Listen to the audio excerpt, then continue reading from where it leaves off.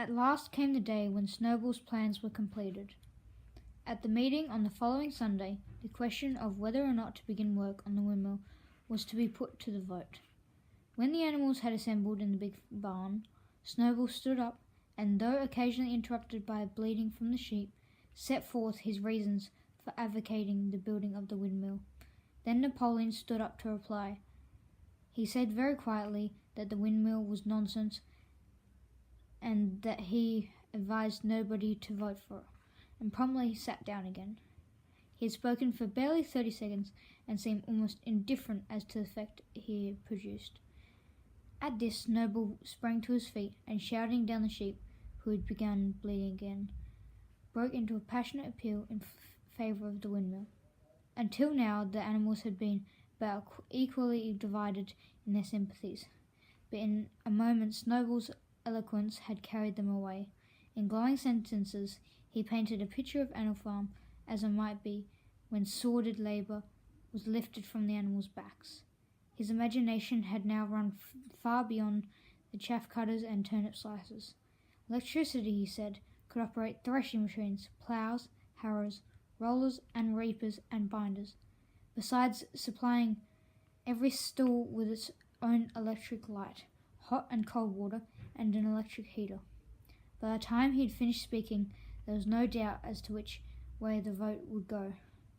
But just at this moment, Napoleon stood up and, casting a peculiar sidelong look at Snowball, uttered a high-pitched whimper of a kind no one had ever heard him utter before. At this there was a terrible baying sound outside, and 9 enormous dogs wearing brass-studded collars came bounding into the barn. They dashed straight for Snowball, who only sprang from his place just in time to escape their snapping jaws. In a moment he was out of the door, and they were after him. Too amazed and frightened to speak, all the animals were crowded through the door to watch the chase. Snowball was racing across the long pasture that led to the road. He was running as only a pig could run, but the dogs were close on his heels. Suddenly he slipped, and it seemed certain that they had him. Then he was up again, running faster than ever. Then the dogs were gaining on him again. One of them all but closed his jaws on Snowball's tail, but Snowball whisked it free in time. Then he put on an extra spurt and, with a few inches to spare, slipped through a hole in the hedge and was seen no more. Silent and terrified, the animals crept back into the barn. In a moment the dogs came bounding back. At first no one had been able to imagine where these creatures came from, but the problem was soon solved. They were the puppies whom Napoleon had taken away from their mothers and reared privately. Though not yet full grown, they were huge dogs, and as fierce looking as wolves. They kept close to Napoleon. It was noticed that they wagged their tails to him in the same way as the other dogs had been used to do to Mr. Jones. Napoleon, with the dogs following him, now mounted onto the raised portion of the floor where Major had previously stood to deliver his speech. He announced that from now on the Sunday morning meetings would come to an end. They were unnecessary, he said, and wasted time. In future, all questions relating to the working of the farm would be settled by a special committee of pigs, presided by himself. These would meet in private afterwards and communicate their decisions to the others. The animals would still assemble on Sunday mornings to salute the flag, sing Beasts of England, and receive their orders for the week. But there would be no more debates. In spite of the shock that Snowball's expulsion had given them, the animals were dismayed by this announcement. Several of them would have protested if they could have found the right arguments. Even Boxer was vaguely troubled. He set his ears back, shook his forelock several times, and tried hard to marshal his thoughts. But in the end he could not think of anything to say. Some of the pigs themselves, however, were more articulate. 4 young porkers in the front row uttered shrill squeals of disapproval, and all 4 of them sprang to their feet and began speaking at once. But suddenly the dogs sitting around Napoleon let out deep, menacing growls, and the pigs fell silent and sat down again. Then the sheep broke out into a tremendous bleating of 4 legs good, 2 legs bad, which went on for nearly a quarter of an hour and put an end to any chance of discussion. Afterwards, Squealer was sent around the farm to explain the new arrangement to the others. "Comrades," he said, "I trust that every animal has appreciated the sacrifice Comrade Napoleon has made in taking this extra labour upon himself. Do not imagine, comrades, that leadership is a pleasure.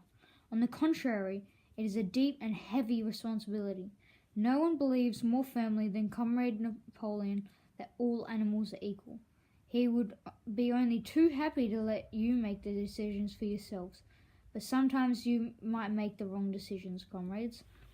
And then, where should we be? Suppose you had decided to follow Snowball with his moonshine of windmills. Snowball, who, as we now know, was no better than a criminal. He fought bravely at the Battle of the Cowshed," said somebody. Bravery is not enough," said Squealer. "Loyalty and obedience are more important. And as to the Battle of Cowshed, I believe the time will come when we shall find that Snowball's part in it was much exaggerated. Discipline, comrades. Iron discipline. That is the watchword for today. One false step and your enemies would be upon us. Surely, comrades, you do not want Jones back." Once again, this argument was unanswerable. Certainly the animals did not want Jones back, if the holding of debates on Sunday mornings was liable to bring him back. Then the debates must stop. Boxer, who now had time to think things over, voiced the general feeling of saying, "If Comrade Napoleon says it, it must be right." And from then on he adopted the maxim, "Napoleon is always right," in addition to his private motto of "I will work harder." So this part of the text is extremely important, as this is the main part where Napoleon no longer has any competition when making decisions. It's also a great example of his character, bullying behaviour, using the dogs to get rid of Snowball, and then following it up with Squealer, making sure that all animals are in agreement with him, even though there is a bit of backlash, but he quickly silences it with his dogs.